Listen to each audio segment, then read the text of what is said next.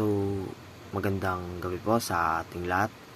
Ako po si Aaron Steven R. Aquino and muli, welcome po ulit sa ating 365 Daily Devotions with Pastor Russell Ocampo.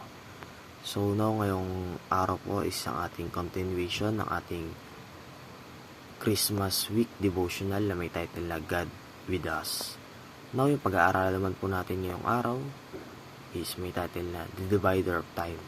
So, si Jesus Christ daw po, kumbaga, ang naghahati ng yung kapanahunan natin kung saan merong old at new. Now, sabi po dito sa Galatians chapter 4, verse 4, sabi po dito, But when the set time had fully come, God sent His Son, born of a woman, born under the law, to redeem those under the law, that we might receive adoption to sonship. Para sa Tagalog naman po. Subalit nang dumating ang ganap na kapanahunan, isinugo ng Diyos ang kanyang anak, na ipinanganak ng isang babae at ipinanganak sa ilalim ng kautusan, upang tubusin ang mga nasa ilalim ng kautusan, upang matanggap natin ang pagkupkop bilang mga anak. And para naman po sa ating katuruan ngayong araw, first is Old Covenant Law and New Covenant Grace.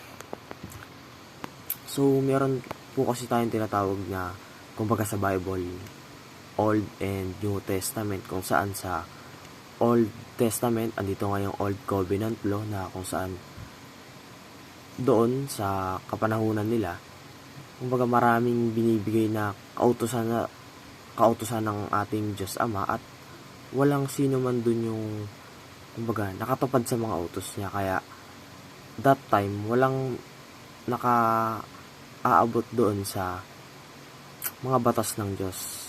Therefore, hindi sila kumbaga itinuturing na anak or kapamilya ng Diyos. And ayun na nga, dumating na nga si Christ, which is dito na nga papasok yung New Covenant Grace na kung saan tinubos niya tayo doon nga dahil hindi tayo makatupad doon sa mga law na binigay sa atin ni God. Pangalawa naman is Old Creation and New Creation. So, pag sinabi po nating Old Creation and New Creation, hindi po ito yung kumbaga yung paggunaw ng mundo and then magkakaroon ulit ng mga panibagong nilikha. So, hindi po yun. Ang sinasabi po ditong old creation is kumbaga yung dating pagkatao natin nung hindi pa tayo nakakilala kay Christ. And lastly po sa ating katuruan yung araw is old self and new self. So, parang ito rin po yung old creation and new creation na kung saan meron tayong lumang sarili or yung mga bagay na ginagawa natin dati, mga bad habits natin. And ito naman yung new self kung saan nakakilala na tayo kay Christ at natututo na tayong magbago.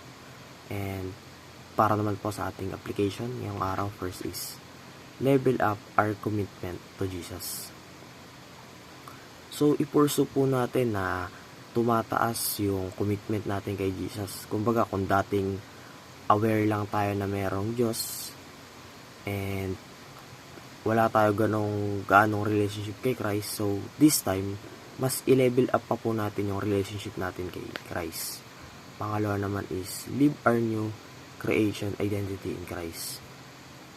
So ipamuhay po natin yung ating bagong identity bilang isang anak ng Diyos at the same time i-appreciate natin at pahalagahan syempre, yung ginawa ni Christ doon sa cross.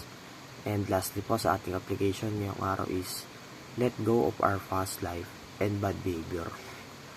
So, dahil nga tinubos na tayo ni Christ sa ating mga kasalanan, marapat lang na kalimutan at iwan na natin yung mga nagawa natin sa ating nakaraan. Kumbaga, alisin na natin sa ating sarili yung pagiging magagalitin at mga pangit na lumalabas sa ating bibig, maging yung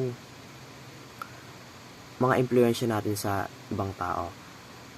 Mas maganda na dapat tayo yung nagbibigay sa kanila ng way para makakilala rin sila syempre kay Christ.